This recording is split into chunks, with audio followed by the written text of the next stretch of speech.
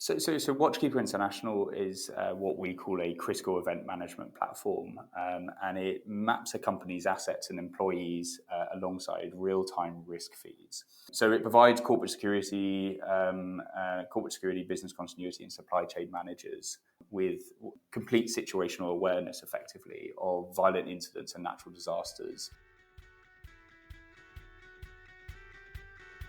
Welcome to another episode of the Mapscaping podcast. My name is Daniel and this is a podcast for the Geospatial community. Today I'm talking to the founder of a company called WatchKeeper International, and WatchKeeper International is using geospatial analytics and geospatial data to help organizations manage and mitigate risk and basically become more risk resilient.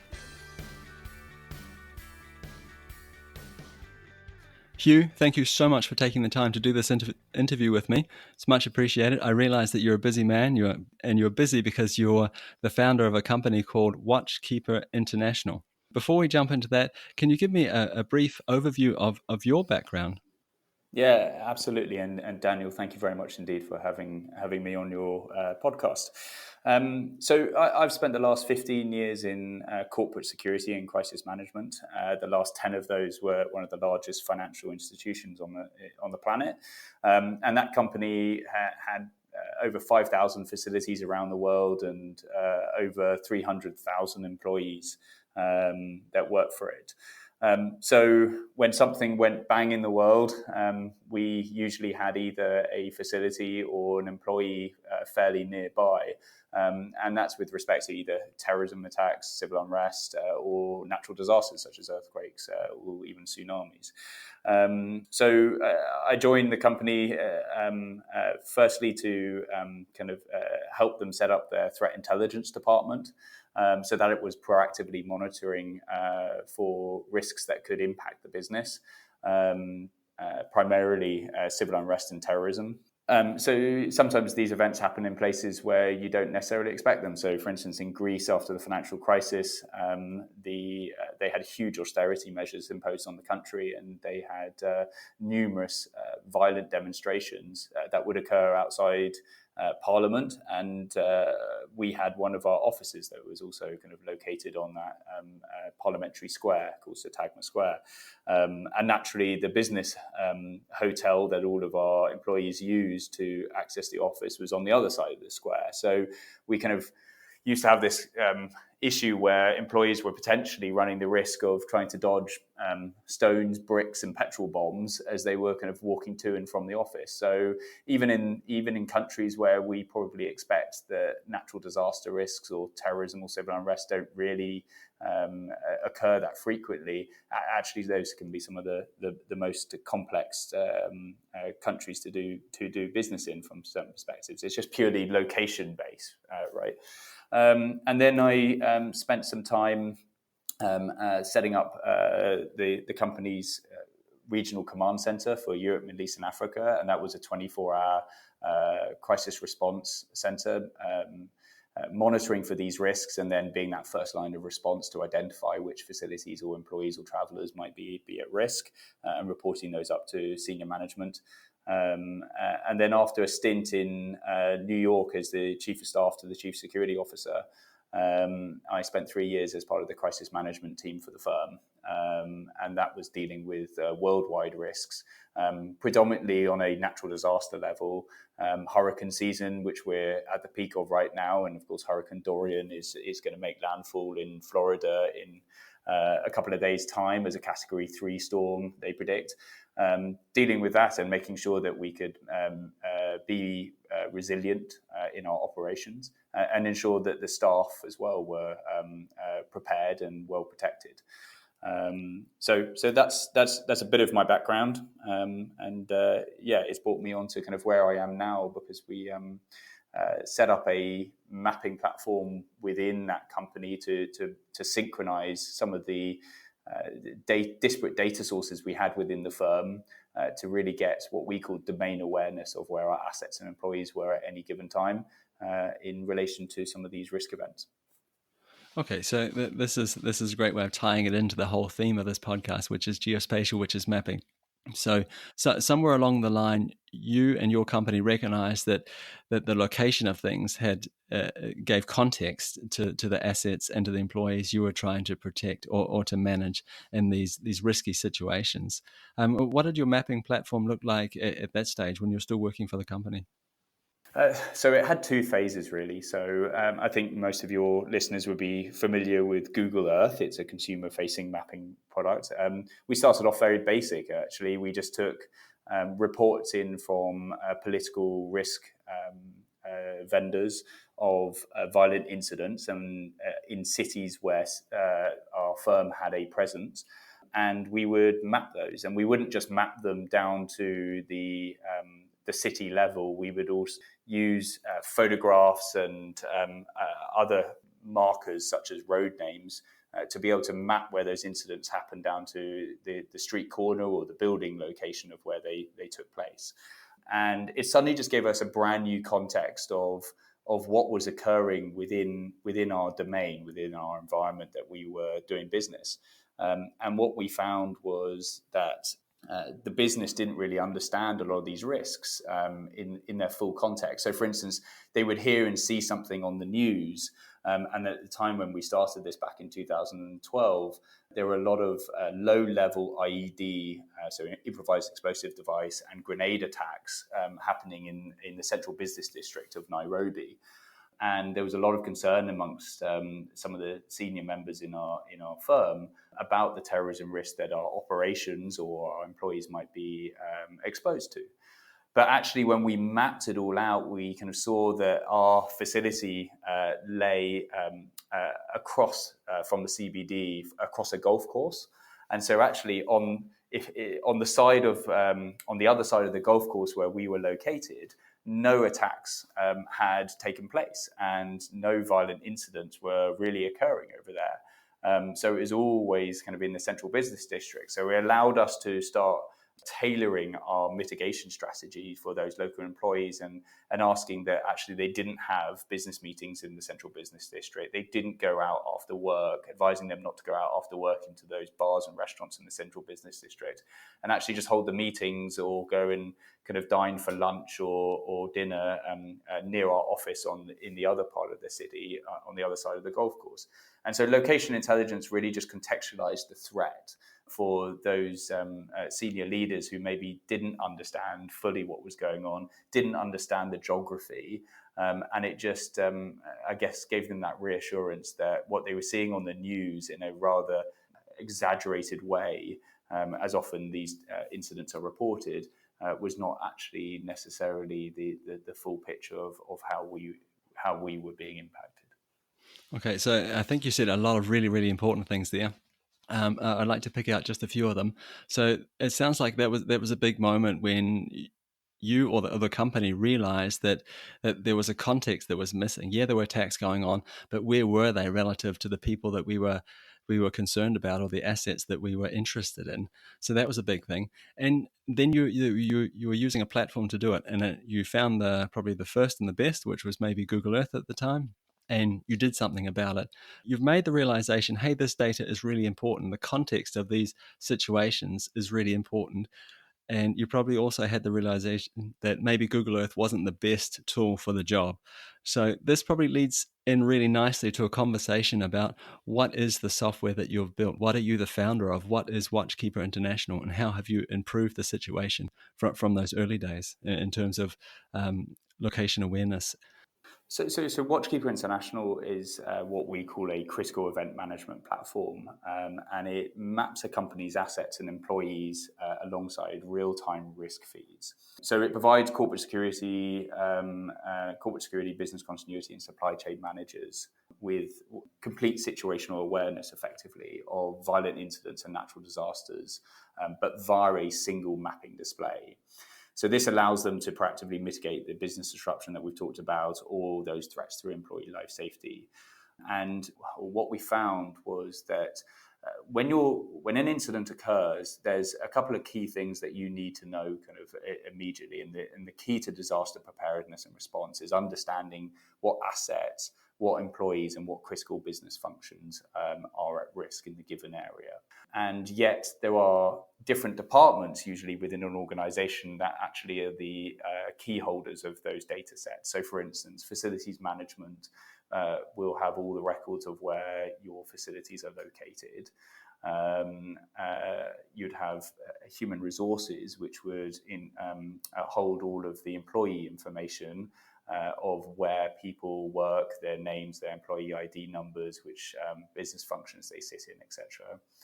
Travel management would hold all of the travel records for your employees that are on the move. So which airports are they flying in and out of, and which hotels are they booked into, and for how long?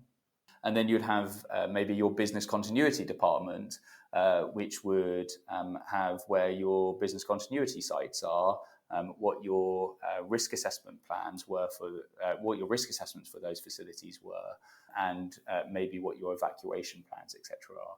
All of those data sets are needed fairly quickly in order to not only determine the level of risk that an organization faces, but also what are the tools that we already have, like your risk assessments, your evacuation plans, your floor plans, to be able to kind of mitigate the response or provide a more effective and fast response.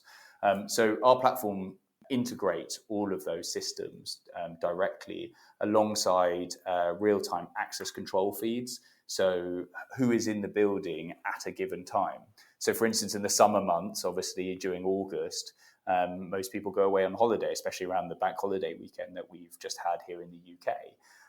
And so if an incident was to occur just outside of a particular facility, you don't want to be suddenly doing a staff accounting for 8,000 people when actually maybe only 5,500 people are in the building at that given day. So taking real-time feeds in from your access control systems allows you to triage very quickly to those people that you need to kind of focus on from a crisis mitigation perspective.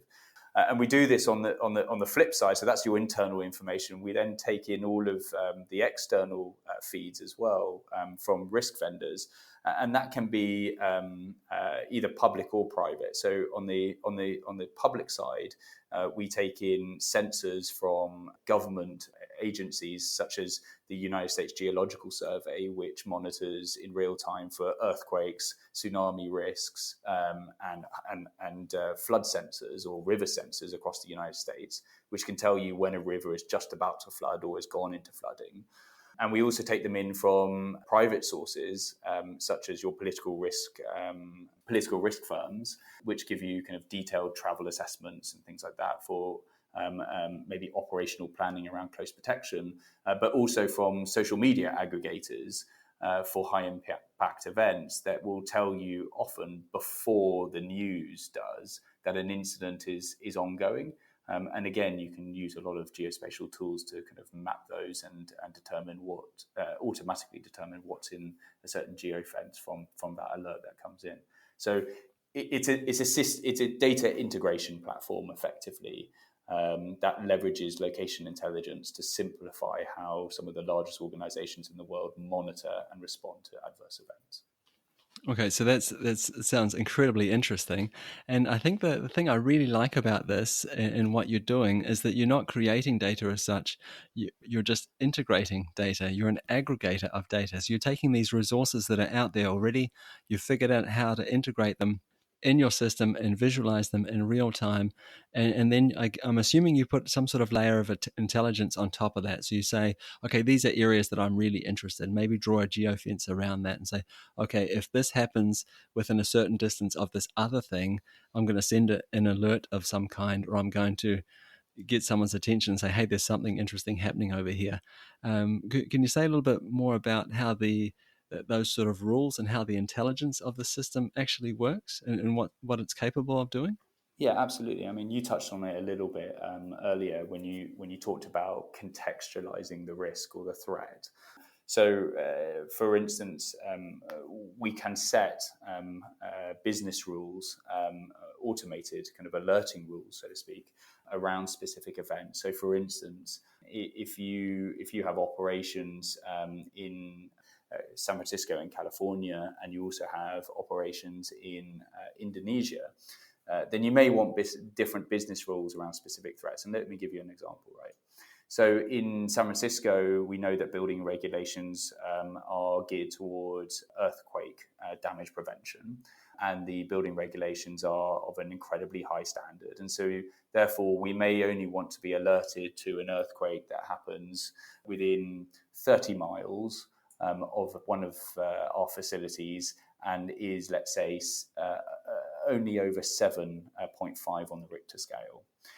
Whereas in Indonesia, where maybe the building regulations aren't as tight as in California, and the emergency response teams from the government aren't as rapid due to some of the kind of geographical nature of the country, then we can set it so that it alerts you to any earthquake within 100 miles of your facilities in Indonesia, and maybe any that's over 5 on the Richter scale. So you start setting kind of different thresholds for your different risk tolerances within different operating environments. And so that allows the user to essentially tailor the product to their specific business needs.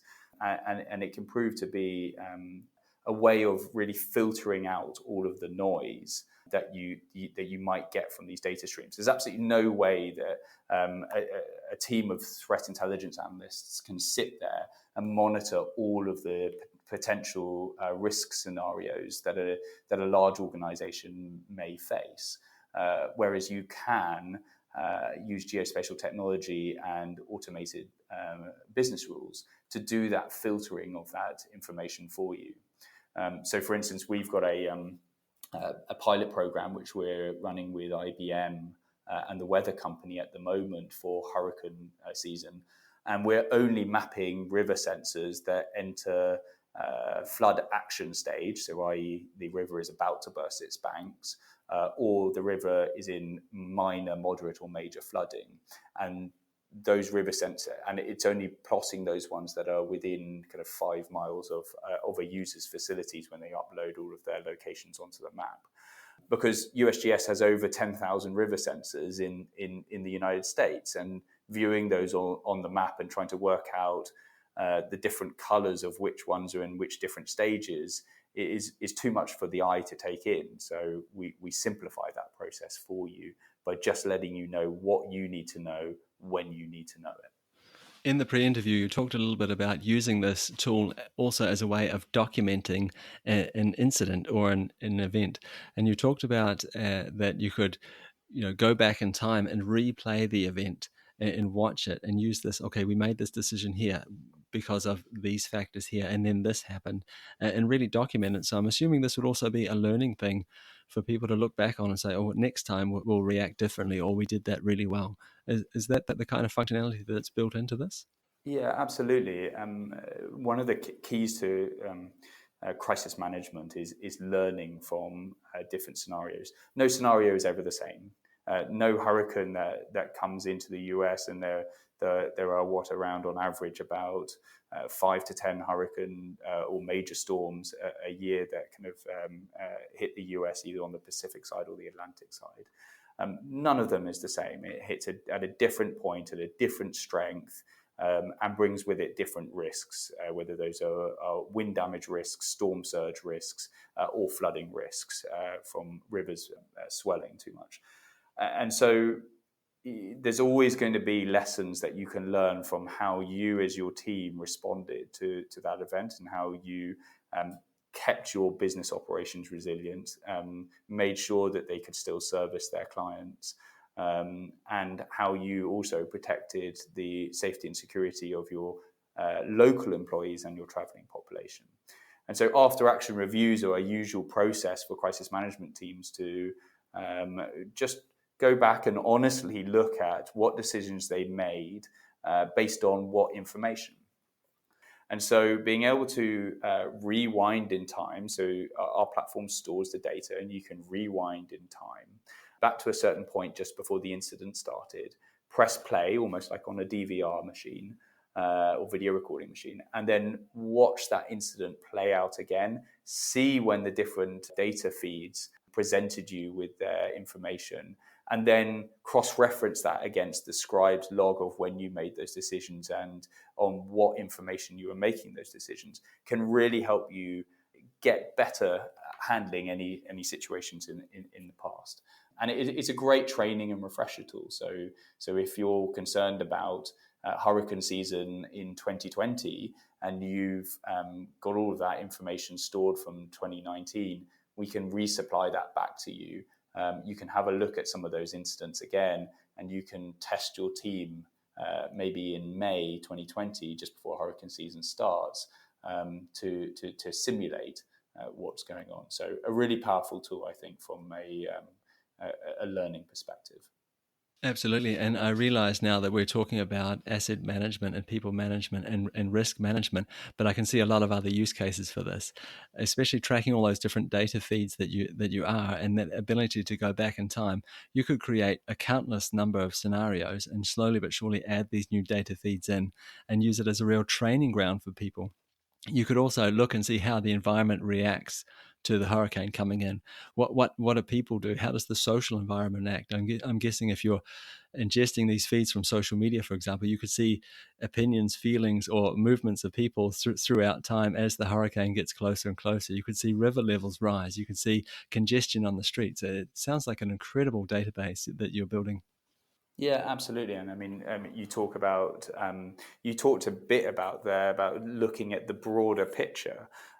So you talked about looking at live traffic feeds. So when a local authority start setting up evacuation zones in Florida, for example, or in Louisiana before a hurricane hits, you can start monitoring where the choke points are using live traffic data. And when roads are closed in order to create evacuation routes out of town, again, you can confirm those by using live feeds from traffic cameras to see where those choke points are, where the roads are closed, or if this is after the hurricane has passed through, what roads or supply routes are flooded or have trees down over them and maybe out of action. So I think integrating kind of feeds from places where you wouldn't necessarily think about looking can give you a much broader picture of how to manage a situation and what to make decisions based upon. Absolutely. And of course, being a geo geek myself, I love the fact that it's location that gives all this context. It's location of these different objects, assets, and events relative to each other that actually, creates the information that people are interested in. And I also love the idea that it sounds really simple. Like it sounds like a dashboard kind of arrangement where I only get the things that I need. I don't have to worry about where the data comes from because you've aggregated all these different data streams and taking care of that for me, and it's just show me the data, show me the thing that I'm interested in. I think this is the way that geospatial is fitting in to solve more and more problems.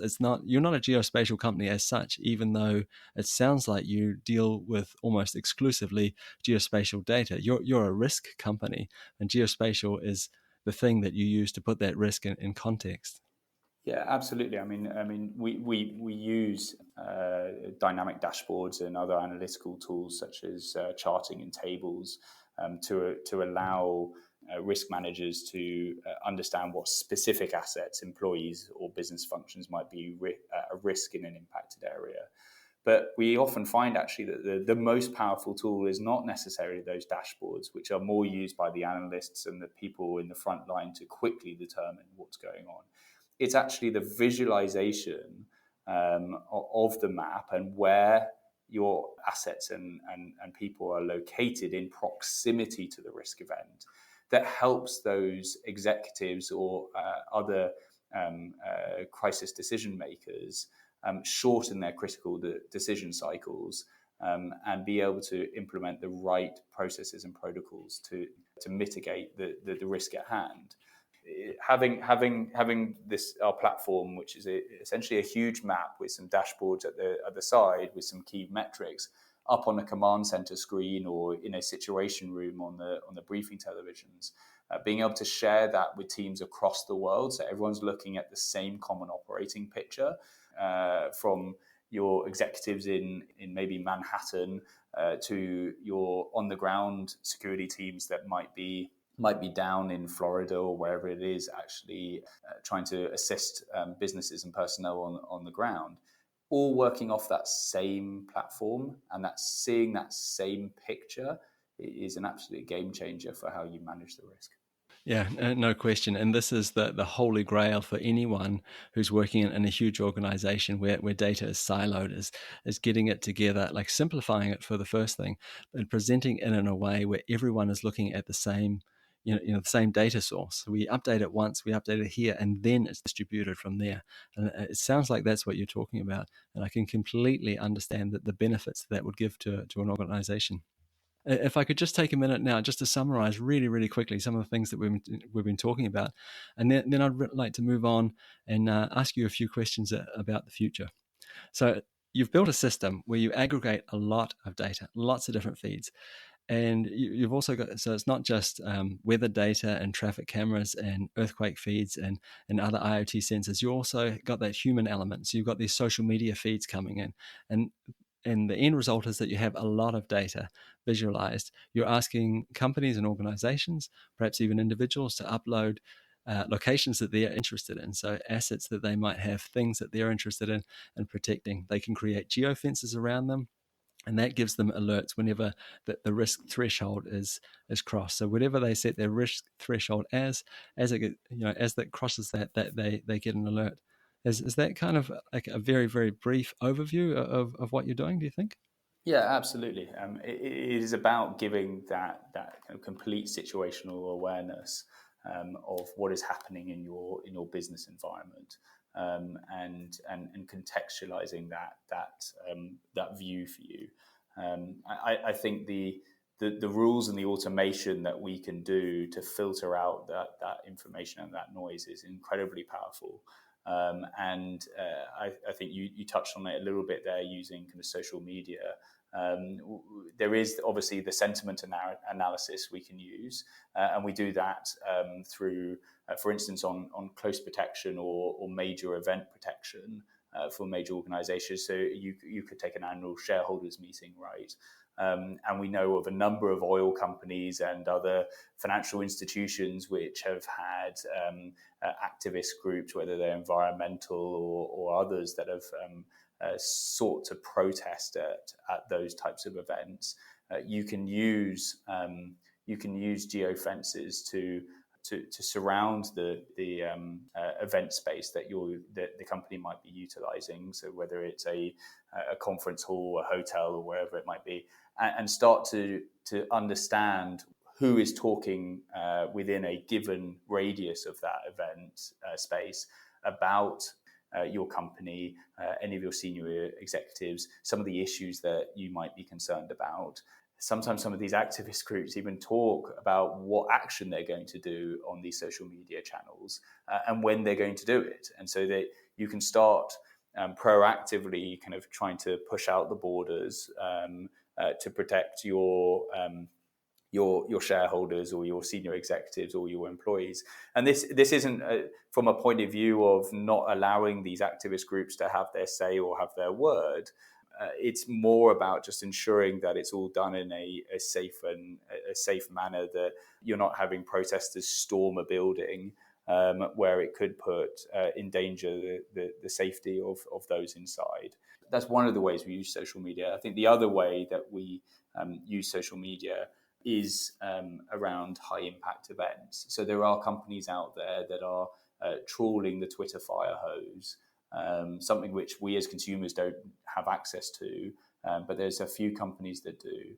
And they're running very clever AI automation on all of the tweets to identify when major events, predominantly violent incidents such as terrorism and civil unrest, start occurring. Back in January this year, there was a terrorism attack against a hotel complex in Nairobi, Kenya, the Dusit Hotel. We got an alert from one of these social media aggregators 37 minutes before it hit the news.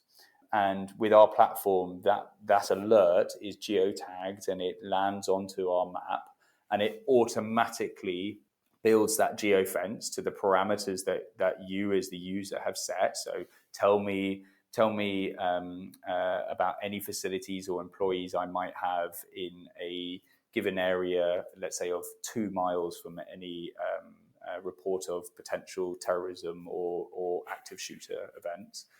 And we saw that the map returned and returned in seconds a hotel location, which was the hotel complex that the attack was taking place at. So therefore identifying that we had an employee in that hotel. And so within 30 minutes before this event hits the news, we are on the phone to that individual in the hotel to make sure that they are okay.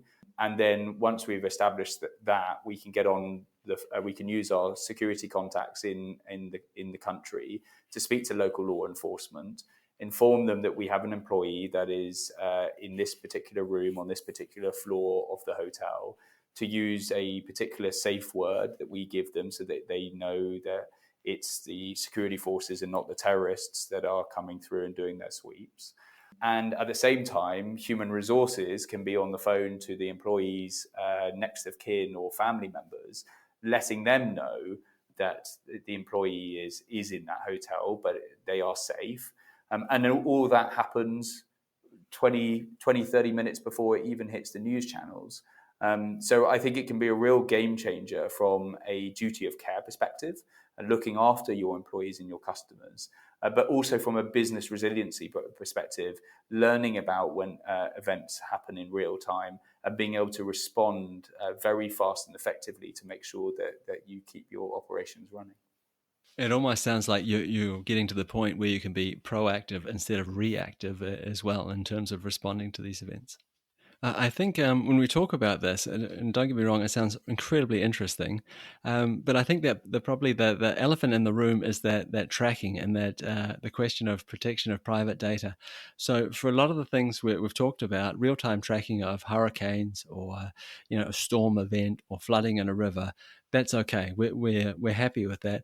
We're not so happy with real-time tracking of people. I mean, I could definitely imagine situations where people will opt into this. Location is a very personal thing. How are you solving for this? Like I think static things, natural disasters, yeah. But if this system is going to work, at least in my mind, we need that dynamic update of where are these people that we're interested in tracking if we're going to manage the risk around them. Yeah, absolutely. And look, I think with the advent of GDPR and other PII concerns, which are absolutely warranted in this day and age, I think we do have to be incredibly careful about what data we ingest into platforms like this, especially from the corporate's perspective. So we do a couple of things from WatchKeeper International's point of view. Number one, we have our own secure cloud services, which organizations can obviously push their information into our secure cloud. Or we can deploy our platform in-house on-premise behind their own firewalls so that the system is doing the API calls to their human resources and their travel management systems, for example, which may contain or actually do contain PII, all safely and securely behind their firewalls. And we as a company cannot see, view, or access that data. But with regards to mobile personnel, I think organizations are really looking at tracking individuals only when they go to high-risk countries. So, for instance, again, at the financial organization I worked at, we did do business in the likes of Iraq and Afghanistan, and in other countries where the risk level is what many would deem as extreme. And we would offer a tracking app out to those individuals for their own peace of mind, so that if they got into any trouble, they had a big red button, so to speak, on their phone that they could press, and we would automatically get the GPS coordinates of that individual on the map. We would be alerted again in real time, and we could then spin up our response with local close protection vendors that we use in those countries. But it's not, in my opinion, to be used just generally for employee populations. It's really just to protect those that are at the sharp end of the stick, so to speak, when it comes to operating in high risk environments. Yeah, and again, I think we come back to the idea of context. What is the context? Where are these people? Where are these assets? And I think it's a little bit naive to think that we never want to be tracked. In some situations, if you're working in truly dangerous environments, I could imagine a lot of people would opt into tracking. But when I think about tracking in the future, for me personally, and these are my own thoughts and feelings about it, I don't see it as if we're going to be tracked all the time. I see it as a question of when we're going to be tracked all the time. And I say that because I think that the level of personalization that'll come with people with knowing where you are, with other organizations knowing where you are, we will want it. We will ask for it. And in my mind, at least, it's not a question of if, it's when. And I think it's probably a question of resolution. Like, I might want people to know that I am in Denmark and give me search results based on the language that's used in this country. I might want people knowing that I'm in the city of Copenhagen, for example. Like, show me how to get around in my city or the street address. But I think, as for me, at least when I think about tracking, I can see the pushback coming around that precise location. Where are you exactly? In a future where it plays out like this, where the question is more, what's the resolution of tracking? What kind of possibilities does this give for your system? What will be possible in a future like that is maybe not possible today? I think there's a couple of points here. So just to build on what you were saying, firstly, I think you've got to remember that organizations have a duty of care to their employees to make sure that they operate in a safe environment, business environment. But there's also another thing, another theory, which is not necessarily grounded in legislation like duty of care, but that is duty of loyalty, which is more on the employee themselves, that they will do everything in their best power to make sure that they don't put themselves at risk. So I think there's a nexus here between both the employer and the employee to ensure that we can create a viable environment where people can do their work and not be under threat from civil disturbance, terrorism, or even those natural disasters. So there are organizations like Uber, for example, who we all use from a consumer level for traveling around. And obviously, there are some large organizations that are using Uber as part of their travel expenses. So they have a business account with Uber, and any employees, when they're traveling, can use Uber, and it's obviously just automatically put into their expense portfolio. But what Uber will be able to do is give us the GPS coordinates of where they drop those employees off. And from a crisis management perspective, that gives us a new dynamic of understanding where people are beyond the hotel booking that they have. So the hotel might be outside of the risk threshold that you've set up for alerts around a civil disturbance incident. But we know that people go out for dinner and want to kind of soak up the culture of a city that they're traveling to in the evenings. And so they might have caught an Uber into that specific location. And if you take the example of London Bridge, we know that kind of although hotels are kind of maybe kind of employees are staying in hotels that are not directly in London Bridge, people will travel to that area because of the Shard, because of Borough Market, etc. And so being able to understand who might be there outside of office hours is an absolute game changer. And I don't think that's necessarily infringing on employees or people's rights. It's a business account that's being paid for by the company. And again, it's only really utilized if there is a catastrophic event that takes place. So yeah, very interesting potential in the future for applications like that. Absolutely. I just have two quick questions before we say goodbye to each other. And the first one is, so we've talked a whole bunch about what you're doing and the potential that's in the system that you're building. If you could name one of your target customers or an industry that you think would be one of the first adopters, what would that be? I get asked this question quite a lot, and there's just so many use cases. In one respect, you could start at the top of the Fortune 500, the largest companies in the world that have obviously employees and facilities spread throughout the world, and start targeting them. I think the oil and gas sectors are a critical element for us. Why? Because they not only have large operations spread throughout the world, but oil and gas fields tend to be located in places which are either close to conflict areas, so in the Middle East, for example, or prone to natural disasters, so the Gulf of Mexico, where you have oil platforms at risk of hurricanes, etc. So I think that would be a kind of key industry that we look at. Also, just heavily regulated industries like your oil and gas, but your financial services as well. I think regulators and insurance companies are beginning to see that the cost associated with these natural disasters these days or violent incidents are increasing exponentially. 2017, natural disasters caused economic losses of $330 billion. And so in order to mitigate against the risks of those of a company being impacted by those types of events, insurance companies are certainly interested on how they can get companies to be more proactive in mitigating threats. And also from the regulatory side, they obviously want to ensure that some of these sectors, which are, I guess, critical national infrastructure to many countries, are resilient. Yeah, I mean that makes perfect sense, and I think too, in with regards to insurance companies, it wouldn't be the first time we've seen them step in and say, "Hey, there's some new technology on the market. It's going to dramatically improve or decrease the risk of X.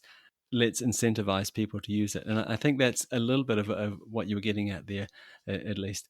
This is the last question, I promise. Could you envision a consumer version of this? So what I'm specifically thinking about is perhaps individuals that are traveling and just want to opt in to be tracked and alerted.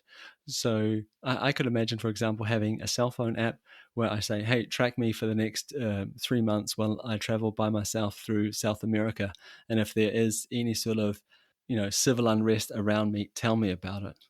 Yeah, absolutely. I think we've all had our worried mother or father or grandparents or whatever kind of pinging us text messages or phone calls when we've been abroad in certain countries and something's occurred and we've been lying on a beach completely oblivious to what's going on at times. So absolutely, I think there is room and space for a consumer version of this product. I think what you've got to be very careful about, though, is not fear mongering. Having been in the corporate security industry, there is far too much of that, and I think we're not here to kind of tell you about all of these risks and alert to kind of scare you from enjoying your holidays or going to certain jurisdictions or conducting business in certain places. It's really using that location intelligence to make sure that it's appropriate to where you are and and the environment that you're in.